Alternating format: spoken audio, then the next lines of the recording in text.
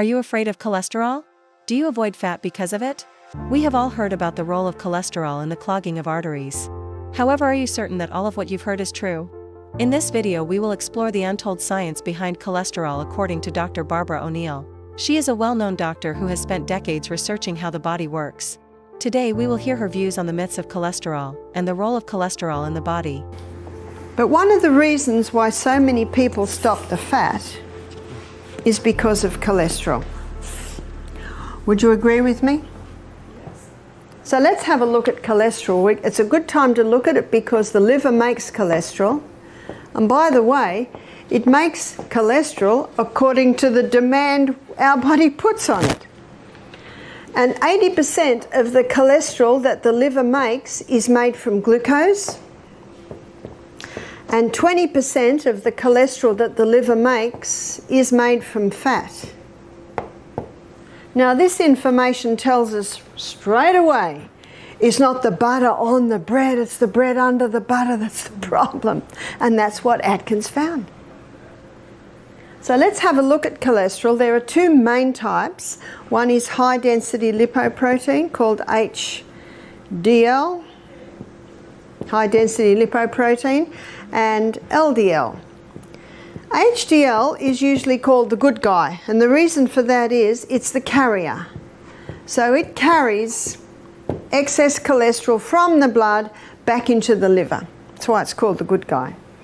LDL is called the bad guy. But what you've got to remember is the body doesn't make anything bad. It has a role. So what is its role? Its role is that of a repairer and a rebuilder. So wherever there's damage, you're going to find LDL because it's the repairer and the rebuilder. But it plays another role. It delivers cholesterol to the brain because the brain loves cholesterol. The brain feeds on cholesterol. Let me explain. The 75% of the mass of the brain is made of myelin. And myelin is made out of 100% cholesterol. Glucose burns at 4 calories per gram and fat burns at 9. Fat gives the most units of energy. Our brains are a very demanding organ. For example, breast milk is one of the most cholesterol-dense food you could eat. This is not an accident since babies' brains demand energy to develop. Let's have a look at the blood vessel and how the cholesterol works in the blood vessel. Because of its low density, LDL is always on the edge. Because of its high density, HDL is always in the middle. Dr. Natasha Campbell McBride, who wrote the book Put Your Heart in Your Mouth, she spends the first 4 chapters of her book defining what damages the arterial wall. See, the arterial walls are lined with little endothelium cells, and chemicals damage them. Heavy metals damage them. There's your mercuries. Also, what damages them is mold. And we're exposed to, she defines, the reason why it's 4 chapters, she defines all the different chemicals. They're in toothpaste, they're in food. What's going to plug the holes up, students? The LDL cholesterol, that's its role, that's its job. So it comes along and it plugs up. If it doesn't plug the hole up, we would bleed into the tissues. Can you see that? So they're like the Band-Aid. But the person doesn't realize that the moldy house is killing them. The person doesn't realize the 4,000 cigarettes, 4,000 chemicals that are in a cigarette. So they keep smoking. They don't realize the danger in their washing detergents, in their toothpaste. So can you see that it's still happening? And they read an article that says, no, mercury does not kill you at all. Well, they haven't read the science. You know, it's a neurotoxin. Can you see what's happening? Something else is happening. So all through the bloodstream, we've got little molecules of protein. When a person is on a high carbohydrate diet, releasing a lot of glucose into the glucose connects with the protein molecules, and these little combinations become sticky and they stick. And let's say we've got a narrow piece here and they come along and oops, they've caused a blockage. That is the number 1 cause of heart disease. That is the number 1 cause of a stroke, is this little blockage here from the movement of the combination of the glucose and the protein making it sticky molecules. On a low carbohydrate diet, you haven't got that process happening. To blame cholesterol for heart disease is like blaming the fire trucks for the fire. It's like blaming the ambulances for the accidents. Well, they must have caused it. Have you noticed that they're always there? Can you see that reasoning? We have quite a few books in our library at Misty Mountain, and I'll write them down at the end of the lecture. I realise I didn't write down yesterday's books. I'll do it all at the end of this lecture. The Great Cholesterol Con by Dr. Malcolm Kendrick. Notice what he calls his book. He's a cardiovascular surgeon, the Great Cholesterol Con. And this is what he said in his book. For the first time, normal levels of a normal, vital body substance is being called a disease. We have a book, an Australian doctor, Dr. Peter Dingle. His book is The Great Cholesterol Deception. We have another book called The Great Cholesterol Myth by Johnny Bowden. And there is an e-book by another cardiovascular surgeon, Dr. Dwight Lundell, called The Great Cholesterol Lie. We have another book called The Great Cholesterol Hoax. We're running out of words. And in her book, Put Your Heart in Your Mouth, Dr. Natasha Campbell-McBride, she's saying the same thing. These people don't know each other. They're from all over the world, and they've come to the same conclusion. It is not cholesterol. Dr. Ansel Keys, back in 1953, he put forth the theory that fat is causing heart disease. So the main hypothesis is that fat causes heart disease. So in the late 70s, margarine was created as a low-fat and low-cholesterol alternative to butter and animal fats with the purpose of reducing heart disease. People were also encouraged to eat low-fat, low-cholesterol diets. Has this helped with heart disease? No, since heart-related diseases are still the most fatal diseases around the world. Factors. But something else has happened as a result, and this is well documented. You can search this one out. Margarine causes macular degeneration.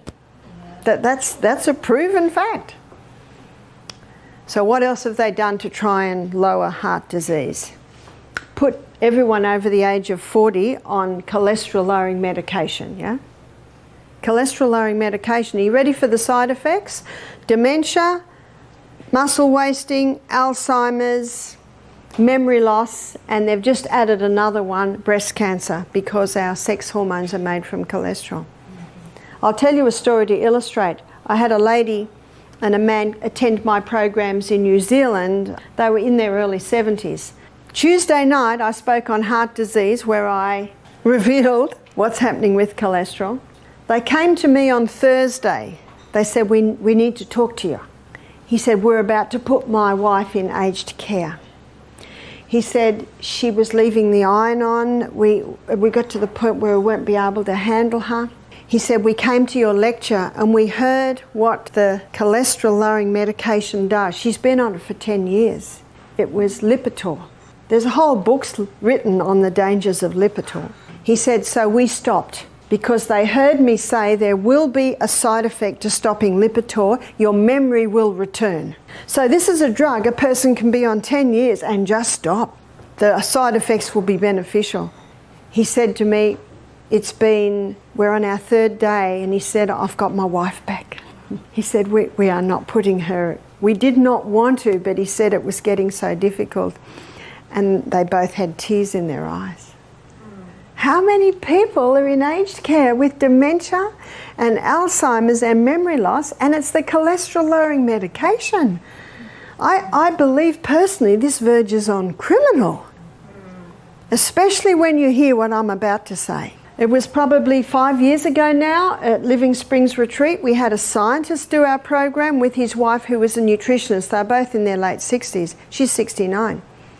She said, I've been a nutritionist for 40 years. So she said, I was educated in university 40 years ago, and she said, 40 years ago we were told that a cholesterol level of 300 and under was perfectly normal. Has the body changed?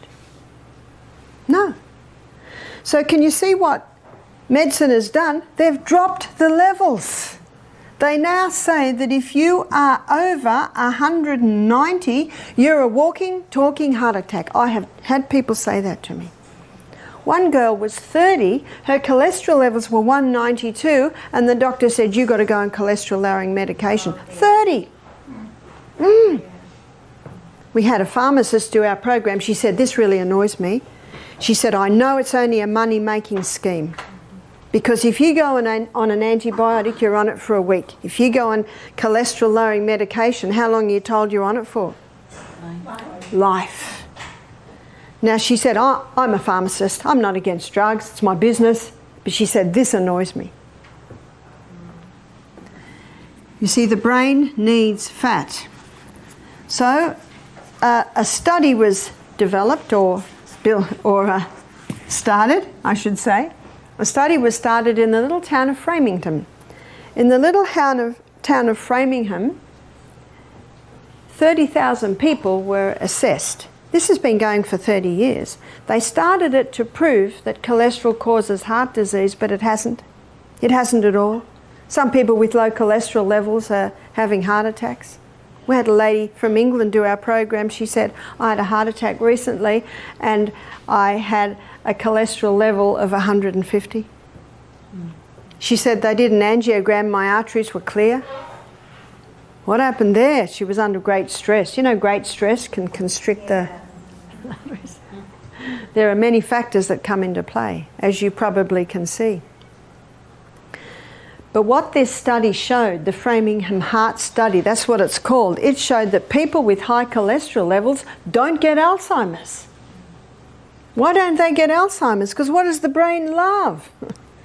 Fat. So what's a good cholesterol level? Oh, probably 200, 250. So see what's happened? They've got many people on cholesterol-lowering medication. They've got everyone on the fat-free diet, and because you're not getting the feeling of satiation or satisfaction when you eat, the person eats huge amounts of carbs. They've lowered the cholesterol level so they can get more people on cholesterol-lowering medication, and people are eating margarine. Oh, surely all of that has reduced heart disease. No, it's still the #1 killer in the industrialised nations today, neck to neck, as I said, with cancer. What do you think about this? Has this video helped you get a better insight on the role of cholesterol in the body? Write your opinions in the comments and like and subscribe if you enjoyed this video.